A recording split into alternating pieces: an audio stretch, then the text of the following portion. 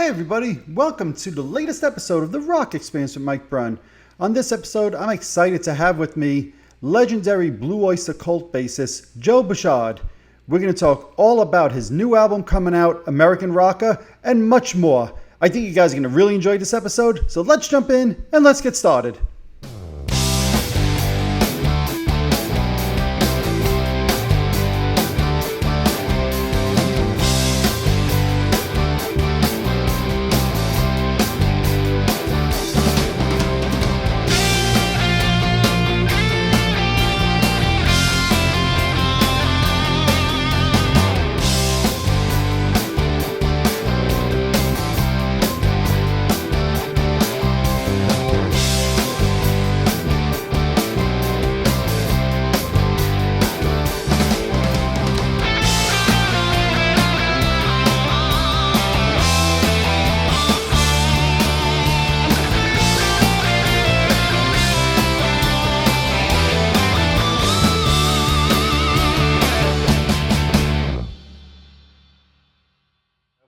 Well, Joe, first I want to just welcome you to the show and congratulate you tomorrow, your 7th solo album coming out, American Rocker.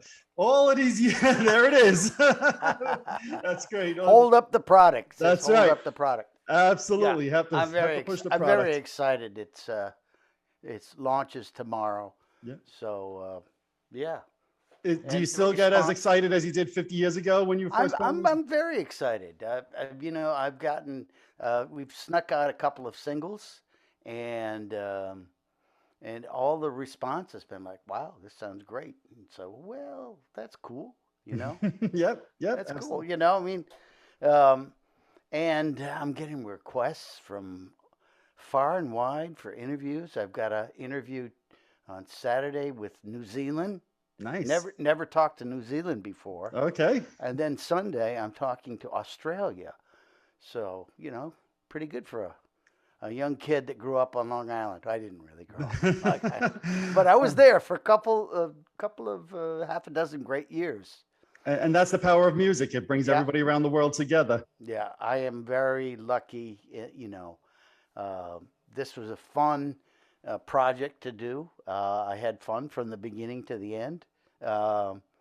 It was really my pandemic project. I put out an album 2 years ago when the pandemic was rolling, but it was written before the lockdown and all of that.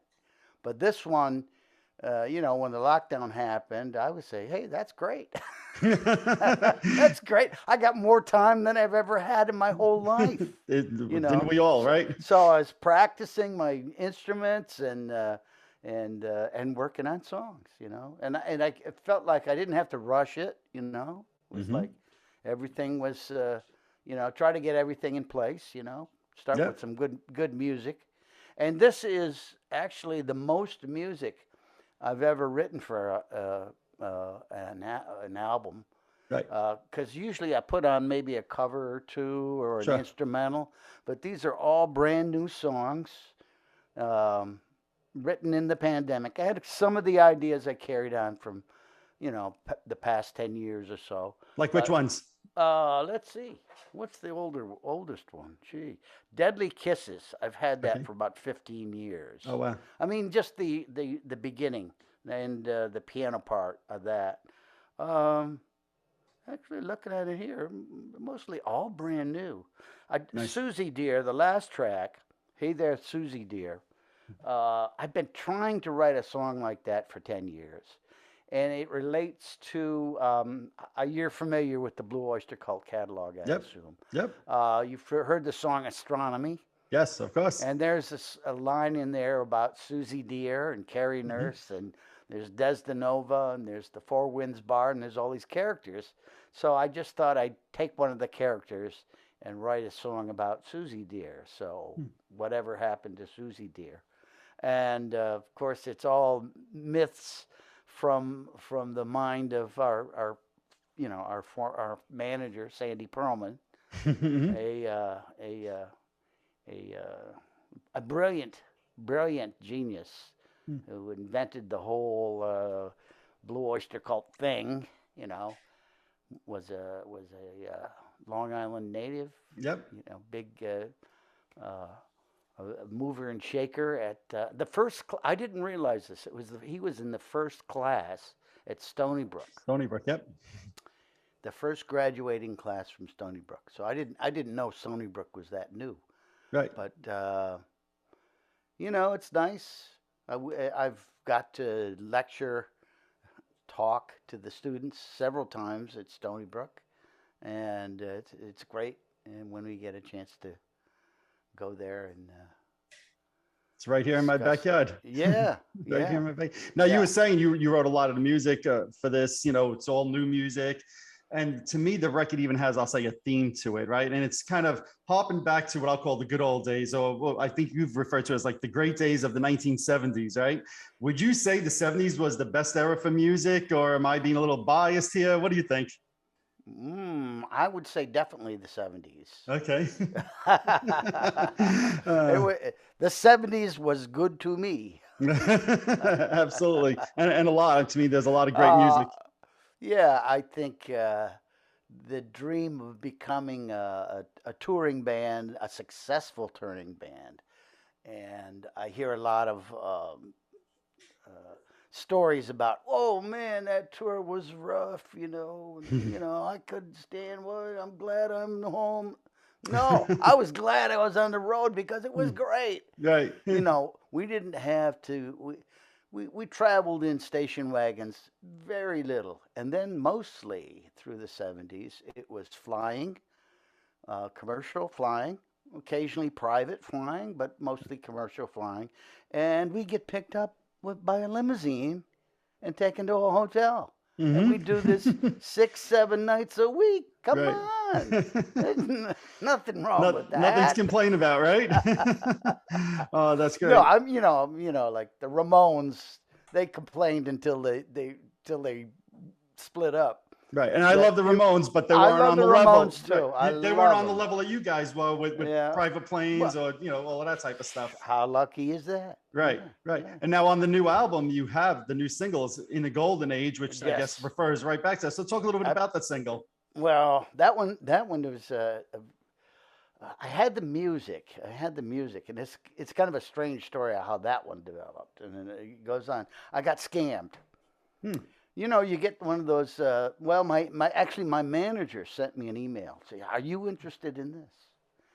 And I said, I read the email. Says, "Oh, there's a charity in Hong Kong that wants to fly you there to be the special guest at this charity function." You know, and I said, "Well, gee, Hong Kong, that's a long way." I talked to my friend Mickey Curry, who played all the drums. And I said, "Mickey, you ever been to Hong Kong?" He says, "Oh yeah, I've been there several times with Bryan Adams. You know, it's great. It's just fabulous. You know." So of course I'm looking at this email. It's like, come on, this is like the Nigerian prince story. You know. But you know, the guy, whoever sent it, the scammer, sent it to my manager, and how he had a lot of information that's on the internet. So, well, maybe it's real.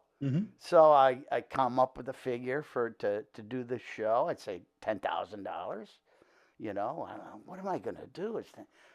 And then they come back with a response. "No, we'll give you $15,000 because we want to cover expenses for you and all your friends." What? Okay, it's starting to sound too good to be true. A little fishy. Right. I had my girlfriend's nephew is an international lawyer, so he called one of his friends over in Hong Kong, and they looked up the charity, and it was a legitimate charity. And so I'm getting more excited, and I'm thinking, no, why me? I mean, it wasn't for Blue Oyster Cult. It wasn't for the Bouchard brothers. Right. It was just for me and my backup band, whoever I wanted them to be. This is still getting fishy, still fishy. Right. So I said, wait a minute. Maybe I should just Google Hong Kong scam. Oh boy. And I couldn't believe it. Like there were like, half a dozen different people that got the same email, same thing. There was a very young singer from America's Got Talent that fell for the whole thing. Was ready to do the whole thing, and I was thinking, well, what is the scam here? If they send me the deposit on the money, well, that's what I'm trying to figure out here. How bad could that be? Right. I'll take the money. Except if they get your bank information, I guess. Yes. Here's the thing. There's 3 days. You get an international check. There's 3 days before it clears. Right. So the scam was they would invent some kind of catastrophe so that you're looking at $10,000 in your bank account. Right. Jesus. How we get off on this? We're looking at 10. And then they say, somehow you're going to tie this into the golden age song. We gotta have that. We gotta have that money back, like right away. So you're looking at it. It looks like it cleared. You send $10,000 back to them, and then you find out that the check was bogus. Gotcha. Wow. Okay. Yeah. Interesting. And so I was during that, and I had some students. I used to teach guitar in a very prestigious Connecticut boarding school. And some of my students were from the Far East. Okay. They were like Crazy Rich Asians. You ever see that movie? Yep. Yeah, I know exactly what you're talking about. Yep. So I thought, well, maybe one of my students, grandmother is the head of this charity. It says, I wanted to believe. So I got so excited that I wrote a song for the charity. It was going to be #1 in Hong Kong. Gotcha. It was going to be #1 in Hong Kong. Okay. Oh, man. So I wrote it. And then when I found out it was a scam, I said, oh, no, this song is pretty good, Right. But I had to write all the lyrics over. Oh, okay. So I started from scratch. And the first thing, how it was in the golden age hit me, right. How it was in the golden age. And the sort of, there's a dragon in there. That was part of the old lyric. Well, now I'm curious, what was the original title of the song then? Flying into Hong Kong. Okay, there Flying into Hong Kong, 17 hours overnight. Very interesting. Is it Mickey? How long is it? It's 17 hours. 17 hours. I've been to Hong Kong. Yep. Oh, wow. Yes, yes, I have. So anyway, the happy ending is the song has really resonated with people like you and the fans. That's awesome. I mean, I was desperate to come up with something, and this is the most lyrics I've ever written for an album too. I wrote all the songs. There's only 2 songs that have outside lyricists. John Shirley, who has written most of the lyrics on the last 3 Blue Oyster Cult albums, and Helen Wheels, who I worked with in the 70s until she passed away, sadly, but she gave me this lyric. It's called Catherine, and it's a true story about a dancer, exotic dancer she used to be friends with back in the 70s, probably in the 70s. But she makes great lyrics, and this has been just hanging around for the last 20, 30, 20, 25 years at least. Oh, wow. And then I just threw it all together. I hit a chord on the guitar, and you're off to the races. And then it all came together, right? You're off to the races, and then I started sending it out to a few people, like my younger brother and a few other people, and they say, "I love that song, Catherine." And I said, "Well, great," and I'm sure that Helen is smiling somewhere. I'm sure. I'm absolutely sure. So now you're just sticking with the lyrics for a moment, right? And like you said, you wrote a lot of the lyrics. The song Rocket to Fame, right? You have a lyric in there. It's only a game, rocket to fame. So I listened to that and I'm like, what do you mean by it's only a game? This is a song. Oh, this happened to do with another charity thing. Okay. That I did some overdubs for a friend in England, and he works at a hospital. I've been getting some nice responses from different people all over. And so he sent us a song, and my brother put drums on it, and I put some guitars on it, and we sang background vocals. It was a fun song. It's all about being a rock star. Right. So So we sent that off, and to England for this, it was a children's hospital. How can you pass that up? How can you say no to that, right? Yeah, and all the people on the album are like, from Argent, the singer from Argent, a lot of British guys from north of England. So we'd be on this all-star record, and I'm thinking, I said, I should write something for the same thing, and it's got all these all-stars on it, Sure. And I was thinking, like, back in the good old days, there was the guitar hero, and I'm saying, who the heck is the guitar hero today, But I said, okay, I'll write a song about a guitar hero, and it morphed into more of a general thing, But I was thinking maybe like Eric Clapton came to mind, Sure. as I was writing this, and yeah. But then it became more about the rise to fame, and the roller coaster. You're on that roller coaster, you're heading up there. Oh my God, this is great! And then you get, the song is a hit, and then boom, big down a big hill. So yeah, I'm glad you brought that one up because that's a good one. So you mentioned the Guitar Hero thing, and to me, I just think of the music industry as a whole, how drastically different it is, right? So I think back to my childhood in the 70s and 80s, and I'd be sitting on my rug, album in hand, looking at the artwork, reading the lyrics inside. Now today, everything is streamed online, right? And so there's a benefit to the stream in that, hey, tomorrow morning I can wake up over a cup of coffee, eat breakfast, and I can hit play on your album. I don't have to leave the house. Yes. But which do you think is better? Which do you think is better as the artist putting out the product? Oh, I like it all. The physical product is more, merchandise for fans. Who knows? It could morph into something else. How about a song like Kate Bush is on the top of the charts out of nowhere because of a movie. Exactly. Very true. And I love Kate Bush. Always did. Okay. Yeah. I'd play her albums all through the 80s. She doesn't get enough respect. She's incredible. I agree. And so that's the kind of thing that we're all dreamers. Us rock and roll guys. We're all dreaming that you can hit that next roller coaster. Right, absolutely. Now you mentioned Mickey Curry before, right? So he's playing drums on the album. Yes, all the drums were done by Mickey. A great guy.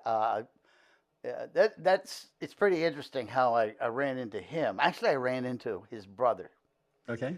And I was at an open mic, and a guy said, "Hey, do you know any Jethro Tull songs? I play the flute, and I'd love to do Locomotive Breath." Okay. And so, okay, I'll give it a shot. Dun, dun, dun. Right. And he's going, okay. So this guy, so we're having fun, and I come to find out this guy is Todd Curry. And I say, okay, well, I don't need a flute player for my album. But he said, I'll fix you up with my brother. Give him a call, send him an email, and then I find out he's living in the next town over in Connecticut. Oh wow! Yeah. Okay. I mean, he tours with Bryan Adams. Bryan Adams. Yeah, incredible. He's not on the current Bryan Adams tour, but he is the first call. Great guy. Comes over here and listens to all my songs, and he'll just take some notes and but I feel like when he walks in the door, I better be ready. Okay, well that's good, right? Gives you motivation and pushes you. That inspired me to finish off a couple verses. Nice. A couple verses, because Mickey's coming over. Very cool. And so yeah, he did a lot, and then worked on the songs for several months after we finished the drum tracks. And then I sent him out all these songs out to my brother, and he says, "Yeah." You need a little of this. It's missing the cowbell. Of course, you got to have some cowbell, right? Never enough cowbell. And it just so happens that Albert loves Mickey. They've never met, but they will be, soon probably. Okay. And Mickey loves Albert. He loves his style, and but it was really great to have both of them, their influence on my album, because Albert did some guitar and he did some sound effects, and and I help him with his albums. He's doing his third double album. He just turned 75 years old, and he's doing his third double album in a row. Amazing. That's incredible. Yeah. So he's just sent me a track the other day I got to work on, And now your brother's going to be touring with you this summer as well, right? Yeah, we have a little band. It's a little band, as opposed to the Rocket to Fame band. Okay. But we're having a great time, and we play these shows. It's mostly acoustic. Okay. My partner Joan plays guitar also with us, so it's 3-piece. Okay. And Albert plays some bass, and and we split it up, maybe play some percussion and stuff. And we do deep tracks, and we do some of the hits, and we do some of our solo songs. We have way too many songs. Right. But in this show, we also tell the stories of how the songs are written, and and every time we do a show, Albert ends up telling a story that I've never heard. Oh, really? Wow, after all these years, huh? After all, I thought I knew it all. Right. But no, he comes up, he says, did you know that, when I wrote this song, I was thinking of this, and so there's always something new. It's entertaining for me. Because you never know what he's going to come up with. Well, I personally, I love that format, like a storyteller's type of format. Yeah, it's a storyteller's type format. And we're going to Scotland in August. And then from there, we go to England and do a bunch of pubs and a couple of big shows, but mostly pubs. And it'd be a nice situation. And then I just found out we're going to France after that. Oh, nice. There's a show in Paris, and nice. Then there's a festival in the south of France that I've played with Blue Coupe before, but they want us to do it because we'll be there. They want us to do the Bouchard brothers at this festival, so fine. Nice. It's nice also to have live music back again. I'll have to parlez-vous, my Francais. There you go. Oh, very nice. Well said. How we're going to tell those stories and translate them. Oh, yeah, I guess your brother has to start working on that, huh? Yeah, got to start working on the stories. Yeah. Now, speaking of, just singing and performing, to me, if you look at a lot of classic rock era singers, through no fault of their own, as they get up in age, they start to struggle with the voice a little bit, which is understandable, right? Yeah. But you listen to your record, you listen to you perform, you sound like you still have it. So how do you maintain that voice through all these years? I don't know. Okay. I've been lucky. I haven't pounded my voice as bad as, I don't know. At one time, I was in like 7 bands, and I was, and I had to have a constant sore throat. But now I've cut it back to about 3 bands, and I don't know. That's a good question. I did intentionally say I still sing the songs in the original keys. Do you really? Wow, that's amazing. Songs in the original keys. This one I really think long and hard before I hit that high note and record it. I think, well, can I do that? And there are a couple on this thing but I don't know. Just that's amazing. The classic songs in the original keys. That's amazing. I'm getting better at producing. So okay, a lot of that is how you produce your vocal. Yep. How you use every trick in the book to make it sound good.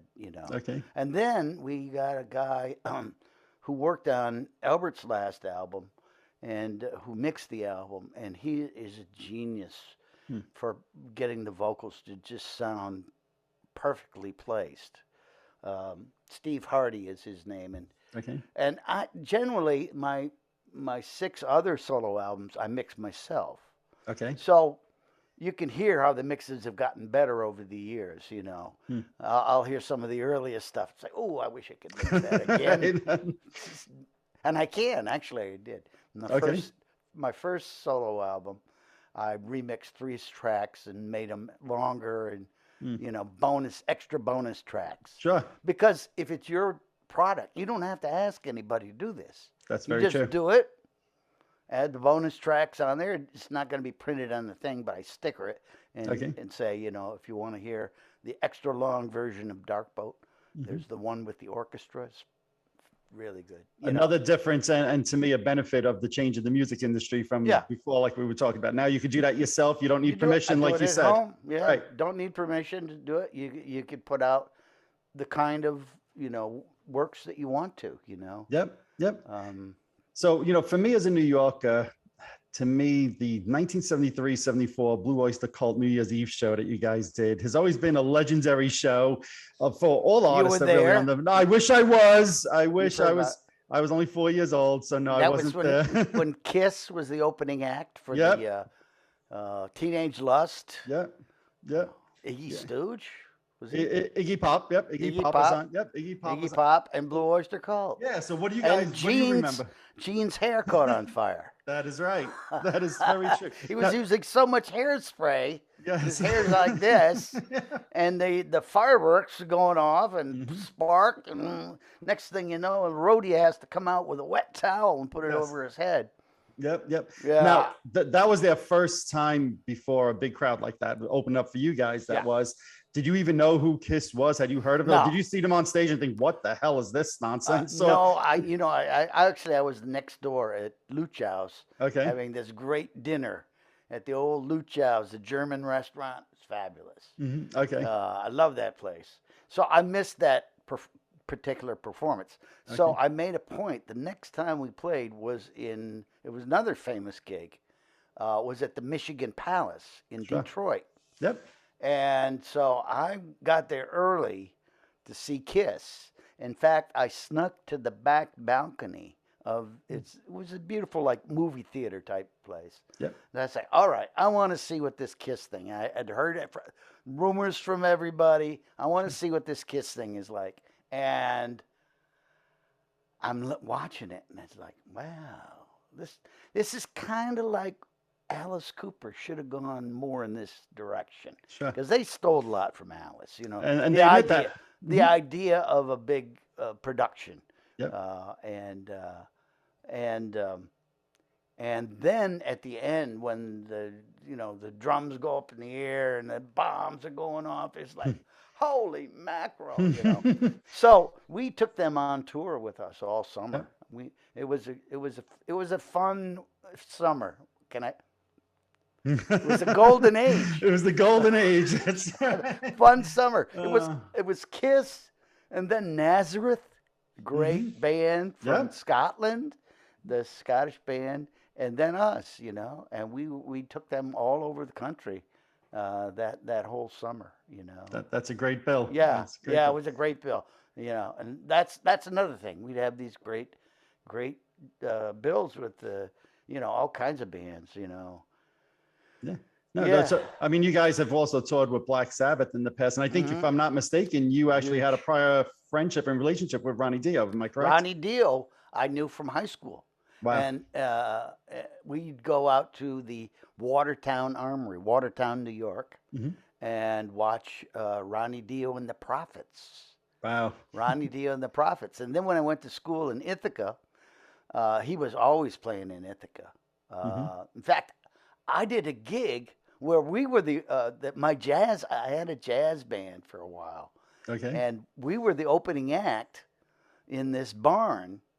And we played on the bandstand, which was down on the lower floor where the bar was. We were down like at the end of the bar. And our jazz band with the 2 girl singers, and everybody wore tuxedos and matching outfits. And You know, we had the hair, and I was upstairs in the loft was Ronnie Dio and the Prophets.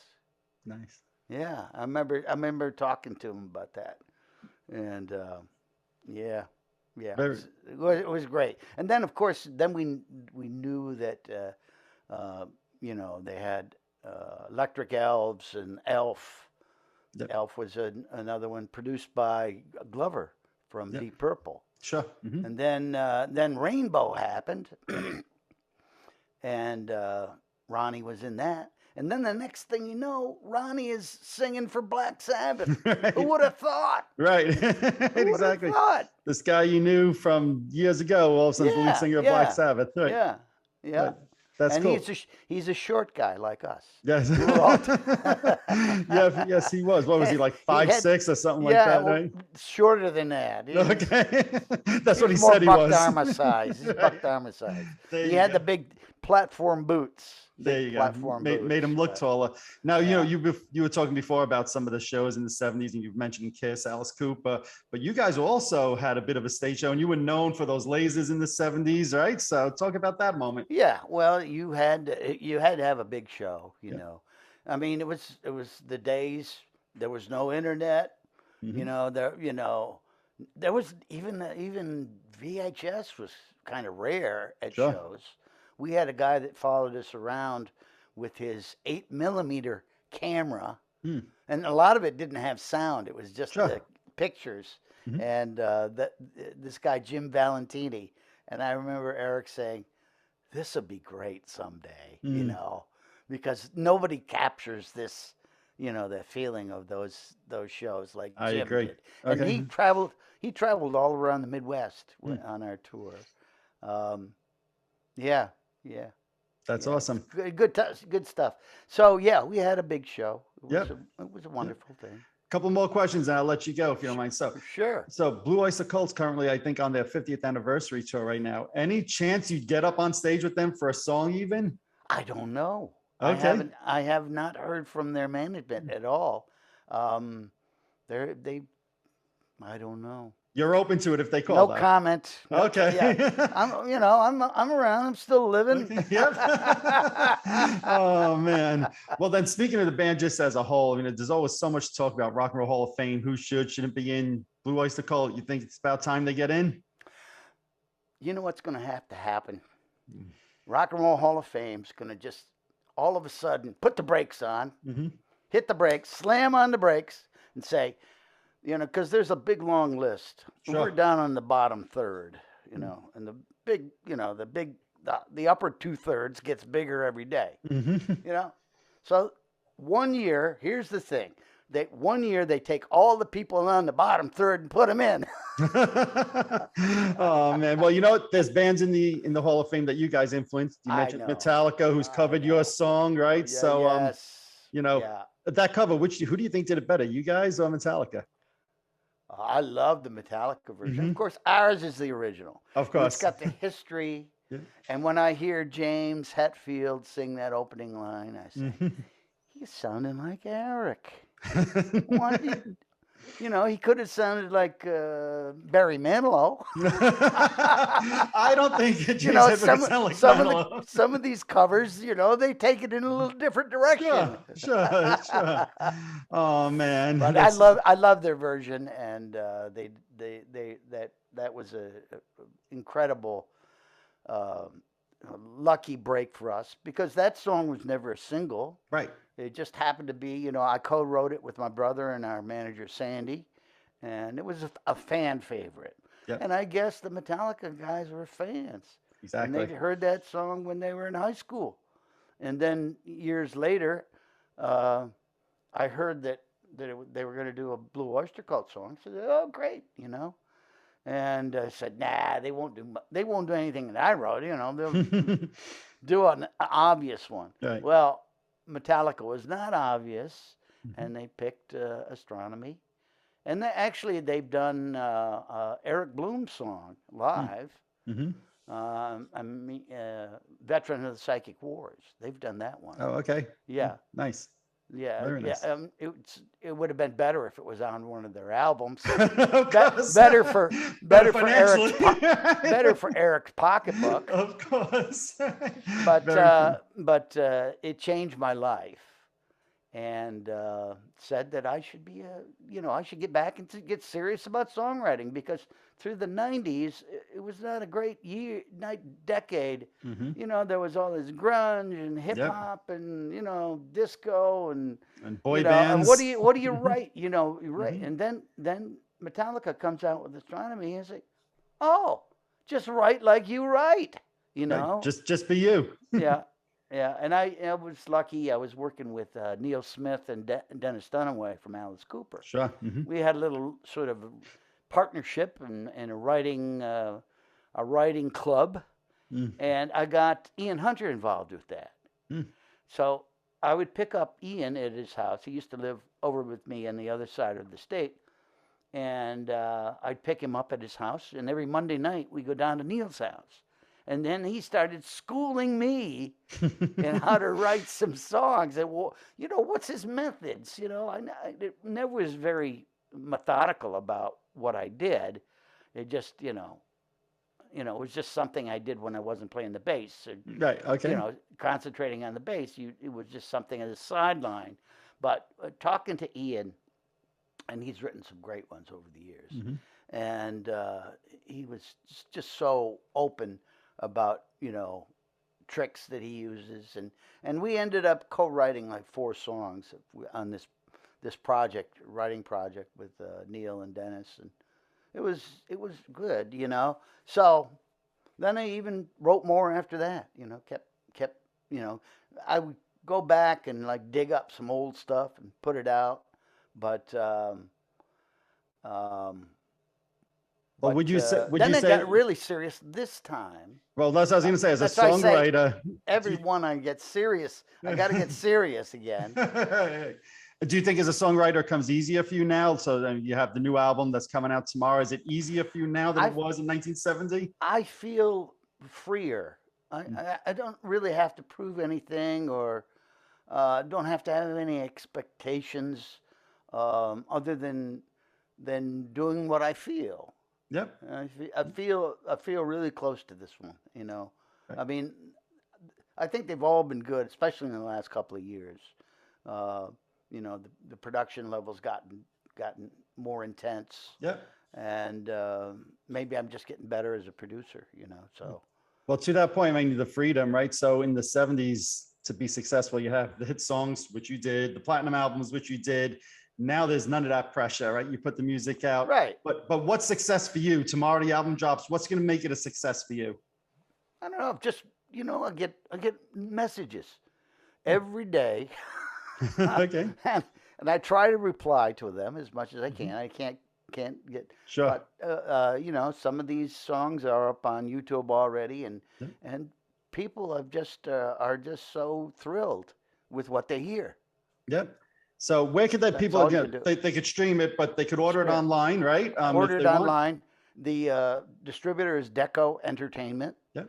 And they have a very nice merchandise bundle, T-shirts, picks, all of that signed, stuff. I think there were signed copies also, signed right? Copies. This is the this is the first booklet that I put out that goes very with nice. the CD. And that's to me is the benefit also of getting the physical product. You get stuff like that. You get stuff like that with little stories on how the songs came together, and it's all good. Awesome. Well, I hope to be the next Kate Bush. Hopefully next week we turn on the radio and say, "There's the new single from Joe Bouchard." top of the Spotify charts. That's right. That's right. We'll knock Taylor Swift off, and it'll just be you right up there. Yeah.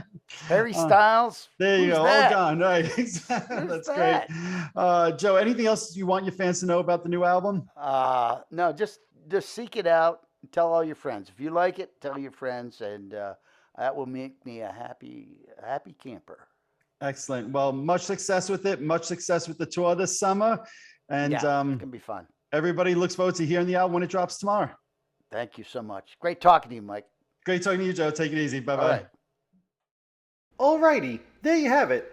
I'd like to thank Joe for taking some time talking all about his new album, American Rocker, being released June 3rd. I highly recommend all you guys go check it out. I think you guys are going to really like it. Thanks a lot, Joe, for taking some time talking with me. If you're watching this on YouTube, hit that subscribe button below. If you're listening to one of my podcasts, subscribe over there as well. Also, head on over to Facebook and follow my page, The Rock Experience with Mike Brunn, where each and every day we talk about all the rock and roll music that you love. You could also follow me on Instagram and Twitter as well. That's it for this episode. Thanks for watching. Thanks for listening. See you all next time.